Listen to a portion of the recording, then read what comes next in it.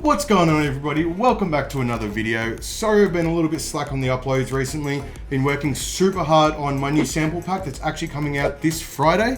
So make sure you sub to the channel. Go follow me on Instagram so you're notified as soon as it comes out. You can go grab yourself a copy. There's going to be a massive discount for the first 72 hours that it's out. So make sure you grab yourself a copy as soon as it does come out, because otherwise you're going to be paying a higher price if you want it. But anyway, today I'm going to be showing you guys how to make LFO risers. They're super simple to make, but they can add so much spice to your track. I'm going to be showing you two ways how to make them. The first way I'm going to show you guys is in Inspire, and then the next one, I'm just going to be using stock Ableton stuff with a sample. And then I'm going to show you guys how to process them, make them sound good, make them fit really well into your build-ups and whatever else you want to use them for. But without further ado, let's get into it. So first up, we're just going to set up our sidechain channel, just because we're going to use sidechain just to make it sound a little bit better. Just get a clap, make it really small, Command J, and copy this a bunch. And we just turn that channel off. All right, so first way, Spire. Super simple to run in Spire. All we do, open up a new MIDI track, Command Shift M, for you guys that don't know the shortcut. Pick a key, we'll just go with F sharp, and just drag one long note.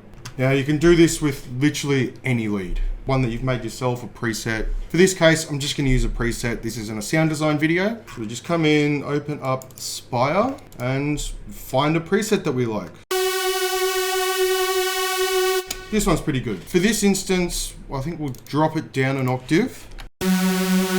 And just for this, we're only gonna use one oscillator, because if you use two, you've got to set up your LFOs on multiple things, and it's just the same process. So I'm just gonna run through and show you how to do it with one oscillator, and then you basically just copy that through onto the rest of the oscillators. So we turn all these oscillators off. And then all we're gonna do, we're gonna turn these off for now, just so I can show you how to run through it all. Right, so once you've got the preset and you've got your one long note, all we're going to do is come into this, oscillator 1, because we're only using one oscillator, and we select oscillator 1 pitch. And we just turn the amount up so it's doing something. You can see it doesn't do anything right now. We turn the amp up a bit, and then we turn the rate up a little bit.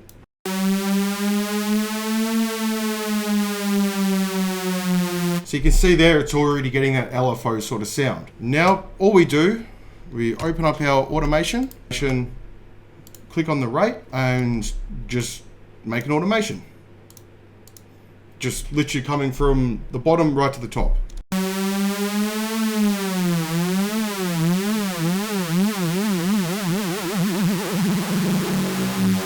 So you can see there, you get that LFO riser sort of sound, but it's sounding a bit shit. So all we do here is we just play around with the amount, the amp, and all those sort of oscillators, I guess they are. Yeah, I guess all those knobs. Play around with all those knobs until you get that sort of sound that you like.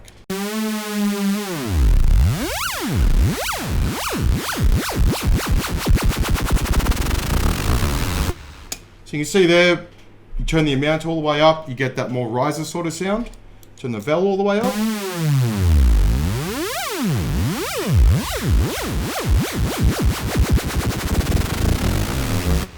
That's actually not too bad, but I think it's coming up a little bit quick at the start. So we'll come back into our rate and we'll just turn down, we'll just stop it coming all the way up so it's not going super, super fast.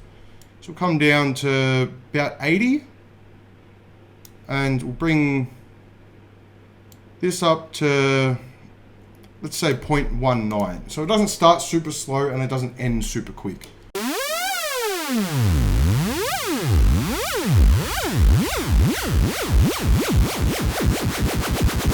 Probably bring this up a little bit more, maybe 87.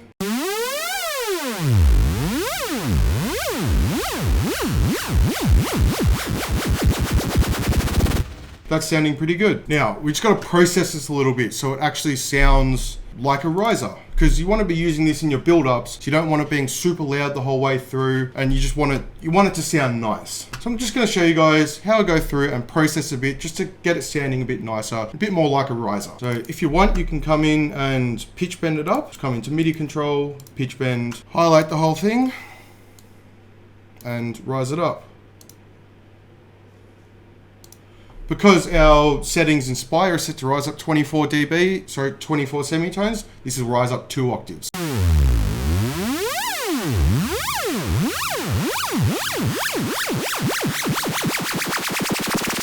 So they're sounding a bit more like a riser. Now we just want to come in, we'll add some EQ, just roll off some of those lows. And then we'll come in, we'll get a reverb. And you can basically just keep the reverb on its stock settings. Like, it sounds pretty good. We're going to do a bit of automation with that to make it work with our riser a bit better. And then we're going to come in, we're going to get a compressor just for some side chaining. We don't need much, just a little bit. And then we're going to come in and use our bass clef easy washout. This is an awesome free little thing that Bass Clef's made. It's the exact same as Dada Live's Endless Smile. So now what we want to do, we'll come into our frequency of our EQ, and we're just going to do a little bit so it thins out as it rises up. Just a little bit of automation. So you can see this one here will start rolling off more and more of those lows as it comes up, thinning out that sound.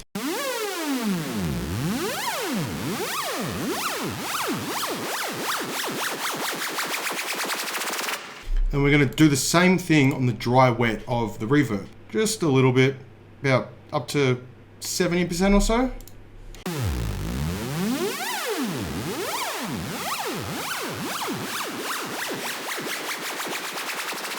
And then we'll do the same thing with our easy washout. Now you got to be careful with this plugin. If you do it all the way up, it's going to sound super washed out, and it's not going to sound great. So we'll come to about 40% or so.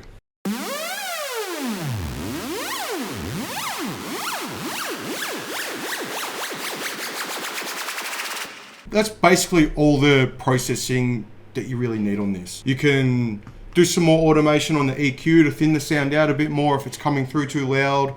Do a bit of volume automation, do whatever you need to. But that is the basics of how you make an LFO riser within Spire. But if you don't have Spire or you're running plugins that don't have LFO capabilities, you can do this with all stock Ableton stuff, and it's super simple with any sample or basically anything you want. So now we've just got one long sample. And like I said, you could do this with any sample that you want. It's super simple, all using stock Ableton stuff. I'm just using that same lead so we can show the difference between what they sound like.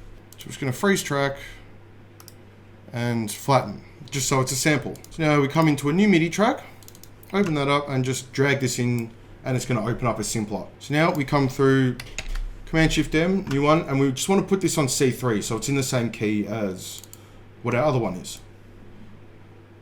Now, within our simpler, we just want to open up our automation settings. First thing we want to come into is our pitch LFO amount. And all you want to do is just turn this right up to 100%. So you can see there, it's already getting that LFO sound. Next thing, we'll come in and we'll go our volume LFO. And we just want to highlight this again and automate it coming from 0 right up to 100%.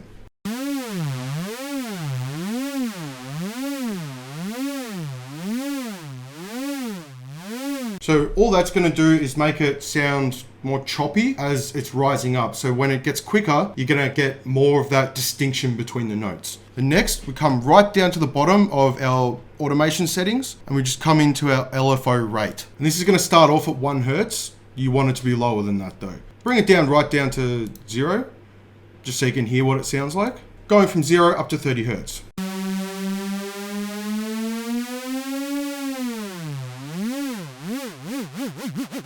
So having it coming from 0 right up to 30 hertz would be better for a longer LFO. If you're just doing like a 4-bar build up, you want it to start off a bit quicker than that. We'll bring it up to, let's say, 0.25.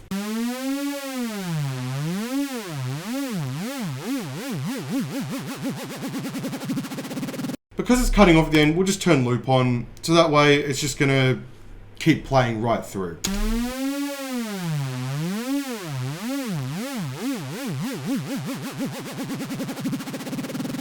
If it starts cutting off at the end for whatever reason, just turn your loop on, you won't even notice it. And next up, we just want to come back into our drop down menu and hit transpose. Just going to highlight this again and just automate it up 24 semitones, so 2 octaves. So it rises up those 2 octaves.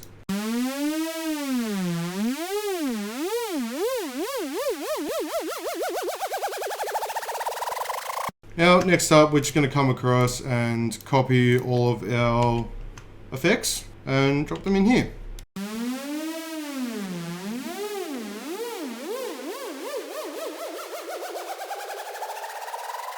Perfect. So that is how you do that with all stock Ableton stuff. Well, apart from the easy wash out, but you can get that for free and it only works for Ableton. So technically stock Ableton stuff. So this is our one from Spire.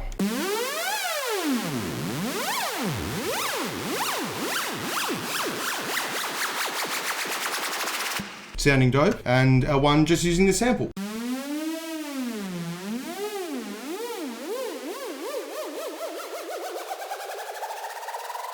But that's all we've got for today's video, guys. Thank you so much for watching. Make sure you smash the subscribe button, give the video a like, leave some comments, do all that sort of stuff, and I will see you on the next one.